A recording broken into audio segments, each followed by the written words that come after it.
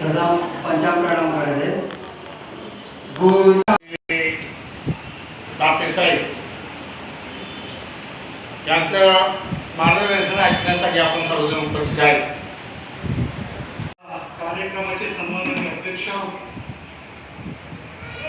बोधेजन पंचायत समिती शाखा क्रमांक 162 यांचे सन्माननीय अध्यक्ष यशवंत धोत्रे सर, चिट्टे शशिकांत सुर्वे, महिला मंडळ अध्यक्षा सरदारजी पवारताई, चिट्टीस वेदिकाताई पवार आणि आजचे आयोजक बोधेजन पंचायत समिती शाखा क्रमांक 162, रत्नाशील महिला मंडळ, जेतवन सांस्कृतिक केंद्र, शीतल क्रीडा मंडळ, म्युझिकल ग्रुप, क्रिकेट टीम आणि माता रमाबाई मोफत वृत्तपत्र वाचन यांच्या संयुक्त विद्यमाने आजचा 29 जुलै आषाढी पौर्णिमा तथा गुरुपौर्णिमेच्या मी आपल्या सगळ्यांना मंगलमय शुभेच्छा देतो.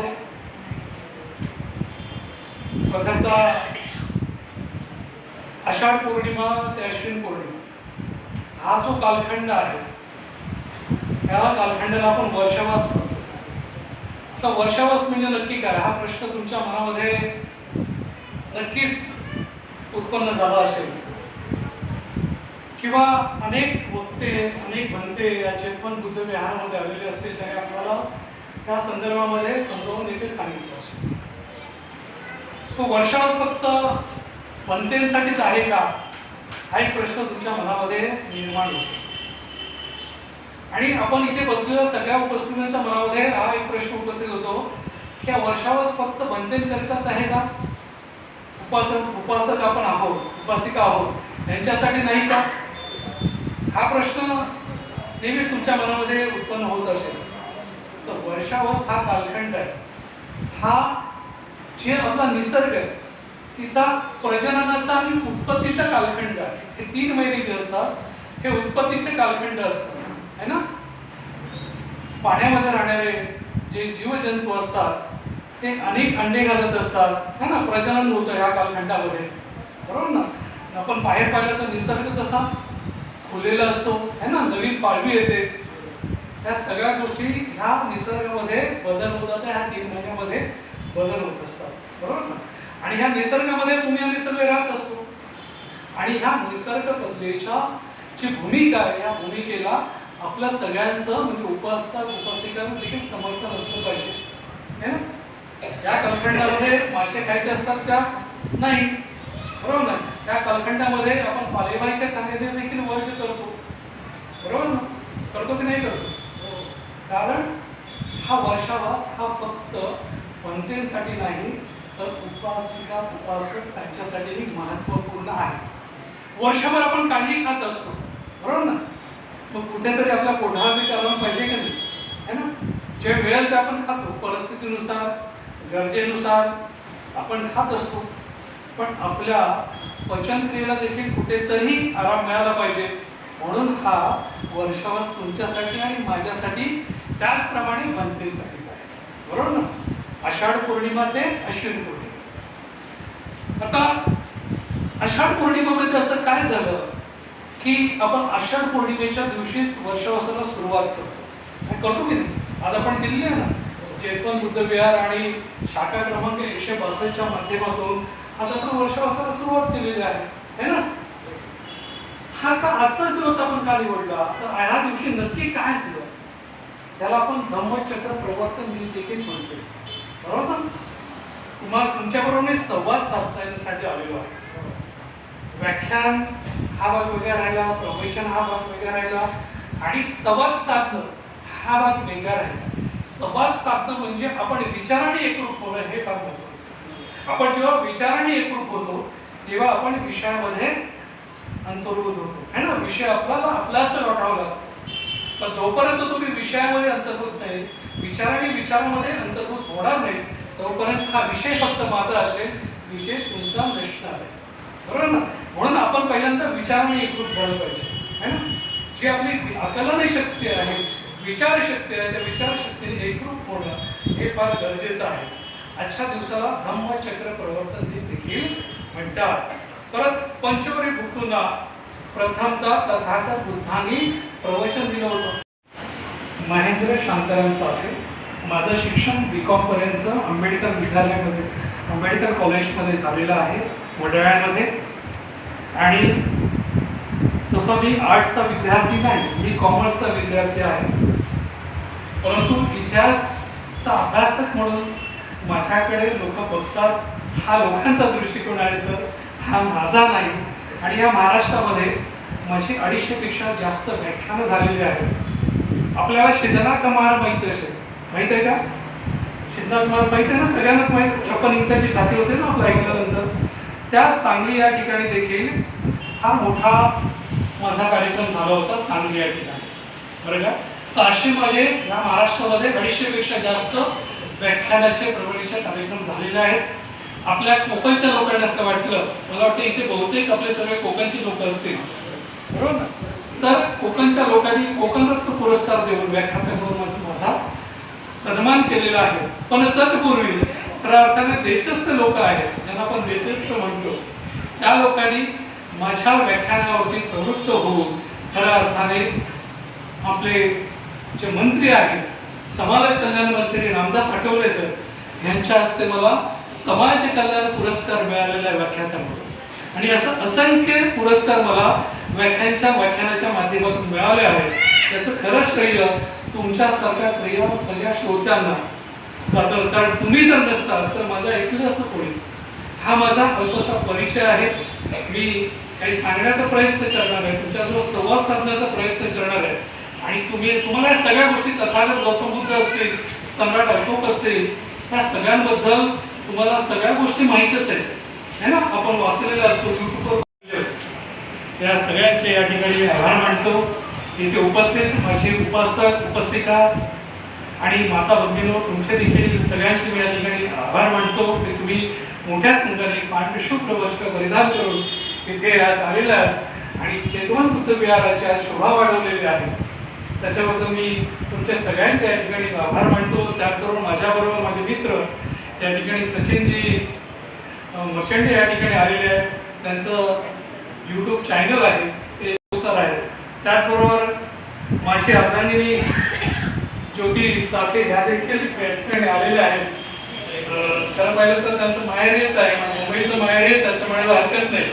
त्या तुमच्यातलाच एक आहे आणि तुमच्या सगळ्यांच्याच त्या परिचयाच्या आहेत. म्हणून त्या म्हणाला की आज मी देखील येते, तर त्या देखील या ठिकाणी आलेल्या आहेत. आजचा विषय आहे डॉक्टर बाबासाहेब आंबेडकर यांचा संघर्षमय शैक्षणिक प्रवास आणि आधुनिक भारताचं स्वप्न. हा आजचा विषय आहे. आपल्या आयुष्यामध्ये किती गुरु मानले हो माहिती आहे का आपल्याला? 3 गुरु. संत कबीर, महात्मा ज्योतिबा फुले, आणि आज आपण वर्षावास कार्यक्रम सादर करत आहोत तथागत गौतम बुद्ध. मग संत कबीर काय म्हणतात? आज आपण गुरुपौर्णिमा आहे, बरोबर की नाही? मग संत कबीरांना डॉक्टर बाबासाहेब आंबेडकरांनी गुरु मानला. गुरुदक्षिणा काय दिली असेल? तर ह्या सगळ्या गुरूंना डॉक्टर बाबासाहेबांनी समता, बंधुता, है ना, समता, बंधुता हे जे विचार आहेत ते संविधानामध्ये अंतर्भूत करून त्यांनी त्यांच्या गुरूंना अभिवादन केलेलं आहे, कृतीतून अभिवादन केले, बरोबर ना? मग आपण बाबासाहेब आंबेडकरांना जर गुरु म्हणत असेल तर आपल्या कृतीतून बाबासाहेबांना अभिवादन करायला पाहिजे. ओके ओके नाही? म्हणून संत कबीर काय म्हणतात? गुरु गोविंद दोहे खडे, गुरु गोविंद दोहे खडे काके लोग पाए, बलहन गुरु अपने जिन्हें गोविंद दियो बताए. संत कबीराला प्रश्न पडतो की निर्भीक आणि गुरु हे दोन्ही जर माझ्या समोर आले तर मी प्रथम कोणाला वंदन करावं? त्याला मोठा प्रश्न पडतो. निर्भीक म्हणजे कोण? या निसर्गाचा निर्माता, या निसर्गाचा निर्माता. आणि गुरु हे दोन्ही जर माझ्या समोर आले तर मी प्रथम कोणाला वंदन करावं? मग संत कबीराला प्रश्न पडतो की गुरुच नसते तर मला निर्भीकाचा मार्ग कोणी दाखवला असता? म्हणून संत कबीर आपल्या गुरुना वंदन करतात. आपले गुरु कोण आहेत? डॉक्टर बाबासाहेब आंबेडकर. म्हणून आपण ह्या गुरुपौर्णिमेच्या निमित्ताने आपण डॉक्टर बाबासाहेब आंबेडकरांना नतमस्तक झालं पाहिजे, त्यांना अभिवादन केलं पाहिजे. म्हणजे डॉक्टर बाबासाहेब आंबेडकरांच्या विचारांना अभिवादन केलं पाहिजे, है ना. मग ते कसं? तर आपल्या कृतीतून. मग आता मी कृती काय करावी? आमचं तर वय झालं आहे ना, आमचं शिक्षण पूर्ण झालेलं आहे, आमची मुलं शिकतात आहेत. मग आम्ही आमच्या बाबासाहेब आंबेडकरांना कसं अभिवादन करायचं? हा प्रश्न तुमच्यासमोर निश्चितच पडला असेल. पडतोय की नाही? आम्ही आता नक्की बाबासाहेब आंबेडकरांना कसं अभिवादन करायचं? तर आजचा विषय काय आपला व्याख्यानाचा? डॉक्टर बाबासाहेब आंबेडकरांचा शैक्षणिक संघर्षमय प्रवास. बाबासाहेब आंबेडकरांचा जो जीवनाचा प्रवास आहे, शिक्षणाचा प्रवास आहे, तो कसा आहे? संघर्षमय. संघर्षमय हा शब्द का वापरला? मी प्राध्यापक नाहीये, लक्षात लागले, पण मी थोडस समजवण्याच्या पद्धतीने बोलतो. व्याख्याने वेगळं असतं माझं, ते जोरदार असतं आणि लोकांना उत्स्फूर्त असं झोपलेल्यांना जागे करणारं असतं. पण हे प्रवचन, बरोबर ना? मग प्रश्न तुमच्या मनामध्ये पडेल की आता आमचं वय झालं, आता मी काय करायला पाहिजे? खऱ्या अर्थाने आता फार मोठी जबाबदारी तुमच्यावरती आहे, फार मोठी जबाबदारी तुमच्यावरती आहे आता. कारण नवी पिढी घडवायचा संकल्प आज तुम्ही करायला पाहिजे आणि डॉक्टर बाबासाहेब आंबेडकरांना कृतीतून अभिवादन करण्याचा खऱ्या अर्थाने आषाढी पौर्णिमेचा दिवस आहे, गुरु पौर्णिमेचा दिवस आहे.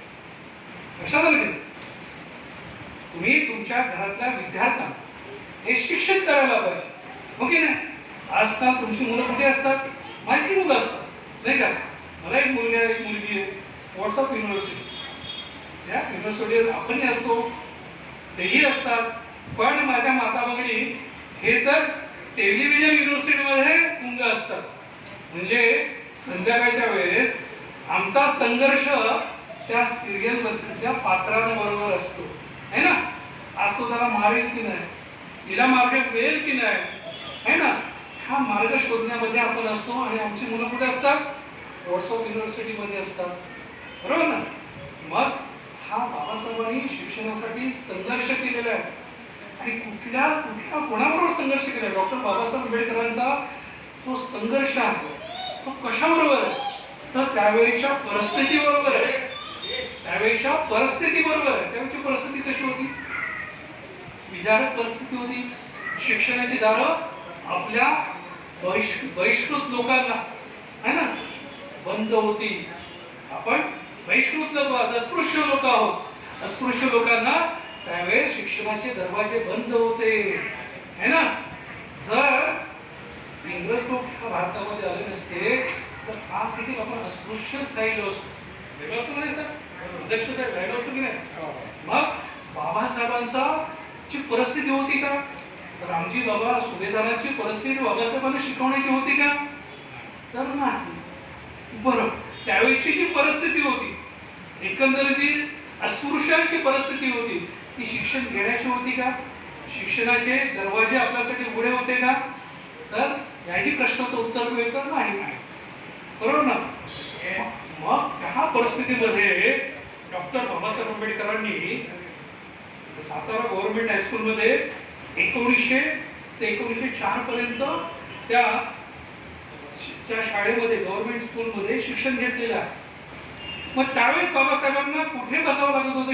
पहिली गोष्ट म्हणजे तिथे त्यांना प्रवेश मिळेल की नाही शिक्षणासाठी, हा पहिला प्रश्न. या लँग्वेजवरती प्रभुत्व मिळवण्यासाठी किती संघर्ष केला असेल, हा संघर्ष तुमच्यासमोर उभा करण्याचा मी प्रयत्न करणार. म्हणजे बाबासाहेब ज्यावेळेस शिक्षण घेत होते सातारा गव्हर्नमेंट स्कूलमध्ये, त्यावेळेस वर्गाच्या बाहेर गुणपाटावर बसावं लागायचं. तुमची मुलं कुठे बसतात? वर्गामध्ये बेंचवरती बसतात. पण बाबासाहेब कुठे बसत होते? वर्गाच्या बाहेर. बाबासाहेबांनी 32 पदव्या हस्तगत केलेल्या आहेत. लक्षात घ्या, शाळेच्या बाहेर बसून. पण बाबासाहेब काय म्हणतात की जेवढ्या परिस्थितीने मला जखमा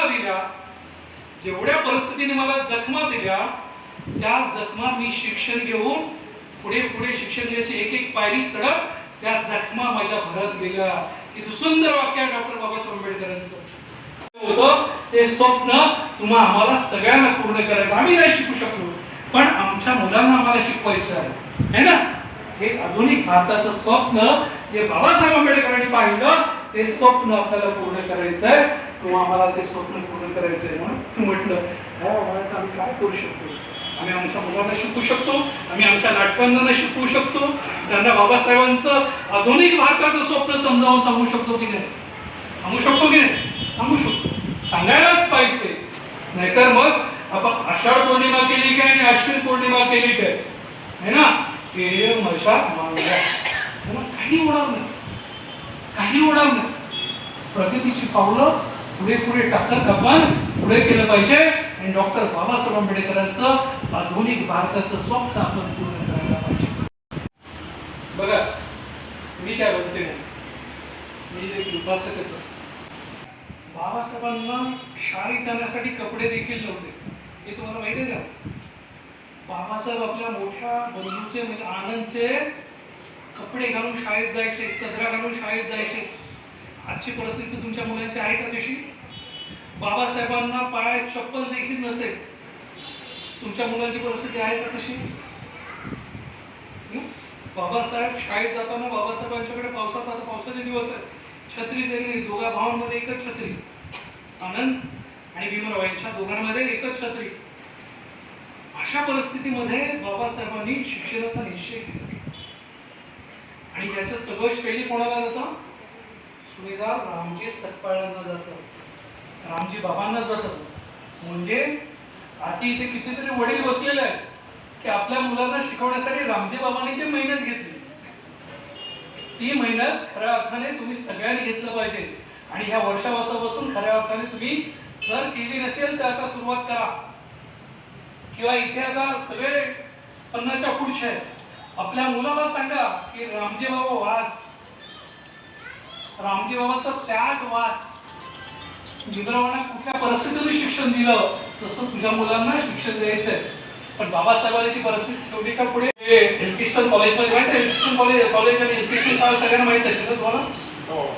माहिती आहे ना. पहिल्यांदा बाबासाहेबांना मराठा विद्यालयामध्ये घातलं. पण रामजी बाबांना वाटलं की मराठा विद्यालयामध्ये चांगलं शिक्षण मिळत नाही. परत त्यांनी एल्फिस्टन कॉलेज एल्फिस्टन शाळेमध्ये बाबासाहेबांचं ऍडमिशन केलं. सगळं एक शिक्षण अधिकारी येतात आणि शिक्षण अधिकारी त्या ठिकाणी बरेचसे प्रश्न सगळ्या मुलांना विचारतात. तुम्हाला माहित आहे तरी परत मी रिव्हिजन करतोय. तुम्हाला माहित नाही अशी कोणतीही गोष्ट बाबासाहेब आंबेडकरांच्या आयुष्यातली नाही, पण आपण इथे रिव्हिजन करतो आहोत हे लक्षात घ्या. आपण इथे काय करतो, रिव्हिजन करतो है ना. तर बाबासाहेबांनी बरेच सगळ्या मुलांना प्रश्न विचारत गेले, पण सगळ्या प्रश्नांचे बाबासाहेब भीमरावच उत्तर देत होते. इथे जे आलेले अधिकारी होते ते बाबासाहेबांवरती भीमरावरती खूप खुश झाले आणि भीमरावांना जवळ येऊन त्यांना शाबासकी दिली आणि भीमरावांना विचारलं की भीमराव तुम्ही बाहेर का बसला आहात. भीमराव काहीच बोलले नाही, याच्यावर एकही शब्द निरुत्तर झाले. मग ते परीक्षेत म्हणाले, अधिकारी म्हणाले आता मी तुला एक शेवटचा प्रश्न विचारतो, या पृथ्वीपासून कोणता ग्रह लांब आहे तेवढं मला सांग. बाबासाहेब नम्रपणे म्हणतात, ताई तुम्हाला माहित आहे बरोबर की नाही. बाबासाहेब नम्रपणे काय म्हणतात की पृथ्वीपासून कोणता ग्रह लांब आहे हे मला माहित नाही, परंतु ह्या शाळेच्या कोपऱ्यामध्ये ठेवलेल्या पाण्याचा माठ मात्र माझ्यापासून दूर आहे, कारण त्याला मला हाती लावता येत नाही आणि मला पाणी पिता येत नाही. ही व्यवस्थेला दिलेली डॉक्टर बाबासाहेब आंबेडकरांनी 5वी मध्ये असताना दिलेली चक्राक आहे. ही व्यवस्थेमध्ये दिलेली चक्राक आहे. कळलं की नाही. ही व्यवस्थेला दिलेली मुक्ता साळवे आठवते का तुम्हाला. मुक्ता साळवे काय म्हणते, मुक्ता साळवेंनी असं व्यवस्थेला विचारलेला प्रश्न मला आठवत असेल तसा डॉक्टर बाबासाहेब आंबेडकरांनी 5वी मध्ये असताना इथल्या व्यवस्थेला विचारलेला प्रश्न आहे. आणि या व्यवस्थेमध्ये बंड करण्याची जी मानसिकता आहे ती डॉक्टर बाबासाहेब आंबेडकरांच्या मनामध्ये लहानपणापासूनच झालेली आहे.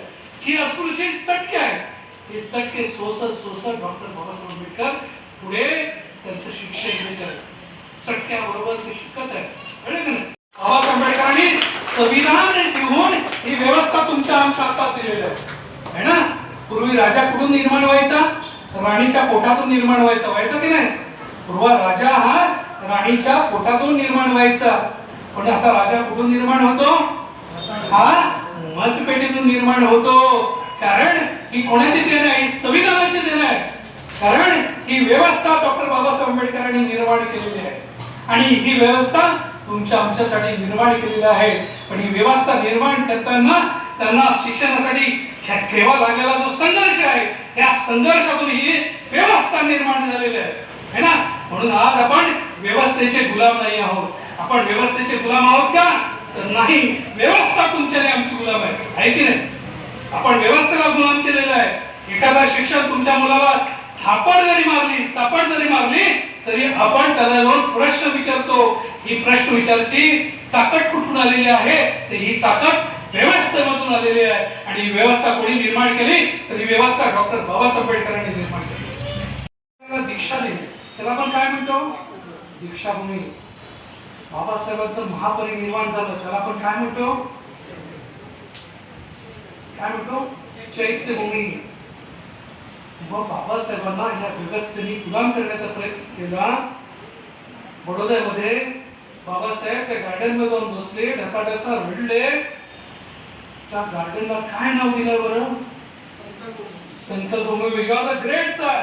बघा असाच असला पाहिजे संकल्पभूमी ना. बडोद्यामध्ये गेला तर बाबासाहेबांना त्या व्यवस्थेने गुलाम करण्याचा प्रयत्न केला.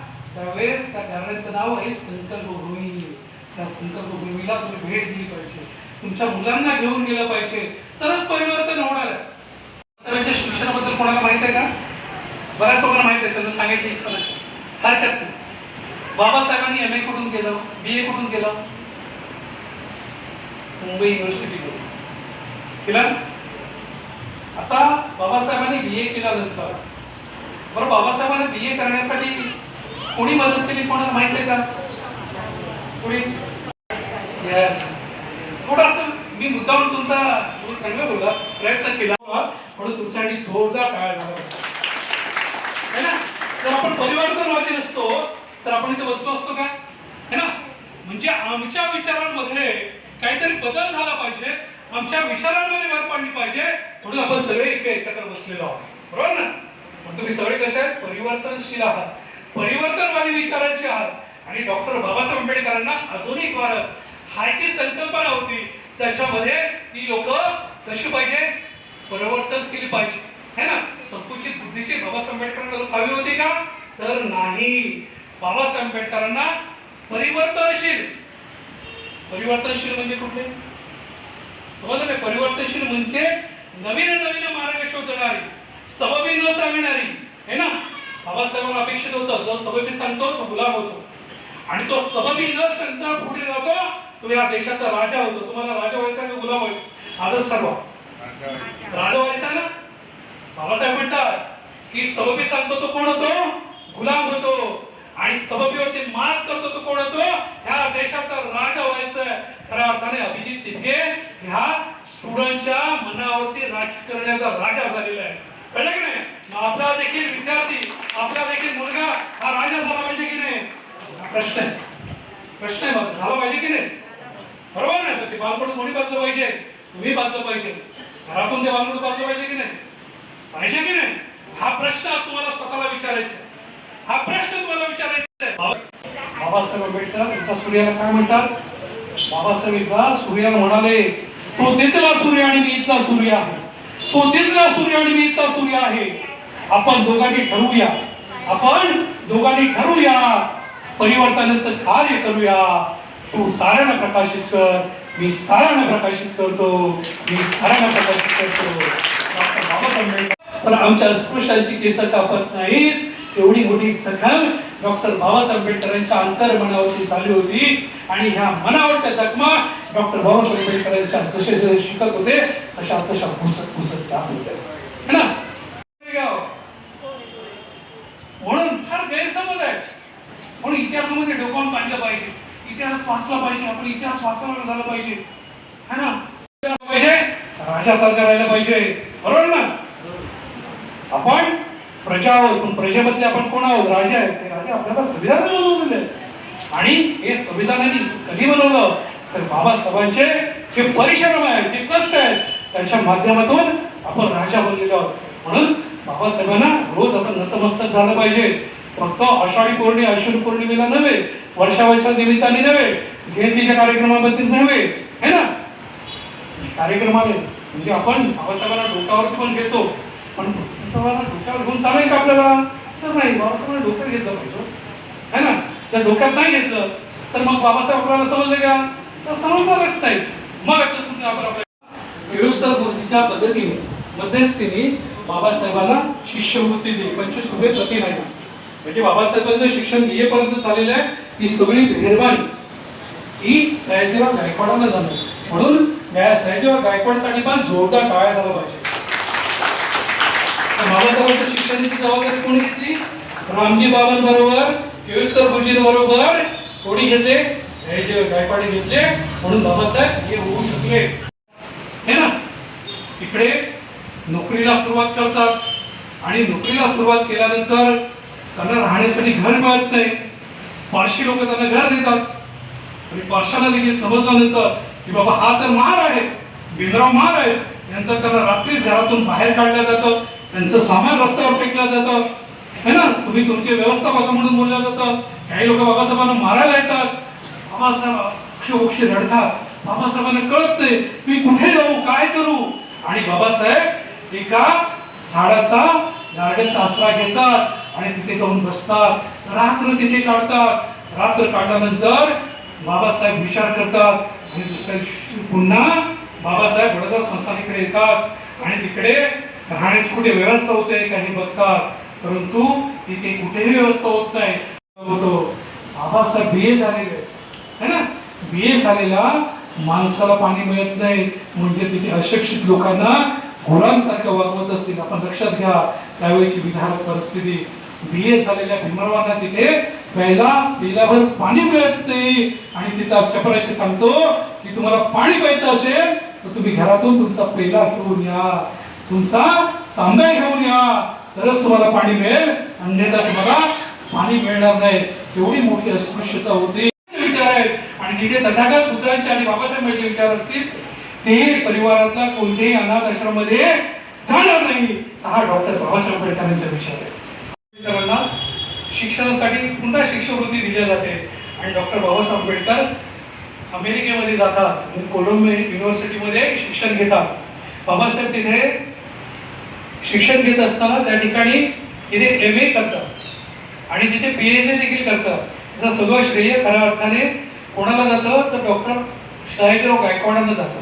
असणारे माता भगिनी या कुठेही तिथे नाही आहे. तर हा डॉक्टर बाबासाहेब आंबेडकरांचा विचार आहे, तथागत बुद्धांचा विचार आहे आणि भुवाबाजींपासून आपण दूर आहोत. हे खरं डॉक्टर बाबासाहेब आंबेडकरांचा हा आशीर्वाद आहे, विचारांचा आशीर्वाद आणि त्या विचारांच्या आशीर्वादातूनच तुम्ही आम्ही घडत आहोत. खऱ्या अर्थाने डॉक्टर बाबासाहेब आंबेडकरांचं आधुनिक भारताचं स्वप्न तुम्हाला मिळून बंगाला पूर्ण करायचं आहे आणि हे पूर्ण करत असताना आपण आपल्या मुलांना शिकवलं पाहिजे आणि शिक्षण देत असताना त्यांना विविध विषयाची पदवीधर करायला पाहिजे. बाबासाहेब झालं पाहिजे, काही लोकांनी तिथे केळुसकर झालं पाहिजे, काही लोकांनी सयाजीराव गायकवाड झालं पाहिजे, राजश्री शाहू महाराज झाले पाहिजे. या सगळ्यांमध्ये डॉक्टर बाबासाहेब आंबेडकर घडवण्यासाठी फार मोठा वाटा आहे आणि आपल्या विद्यार्थ्यांना घडवताना समाजाने आपल्याला चांगले चांगले विद्यार्थी घडवण्याचा प्रयत्न करायला पाहिजे असं आणि तरच आपल्या डॉक्टर बाबासाहेब आंबेडकरांच्या विचाराचा आधुनिक भारत घडेल प्रयत्न केला आणि ते तुम्ही सगळ्यांनी ऐकून घेतलं. त्याच्याबद्दल मी तुमच्या सगळ्यांचे आभार मानतो. समाजभूषण आयुष्यमान महेंद्र शांताराम चाफे व्याख्याने व विचारवंत सर यांनी आज चांगल्या प्रकारे आपल्याला प्रवचन देऊन इथे जी माहिती दिली आणि ती सगळ्यांनी आपण शांतपणे ऐकून घेतली. तरी पांडुरंग धोत्रे साहेब हे असे प्रवचनकार महेंद्र संग्राम चाफे सर यांना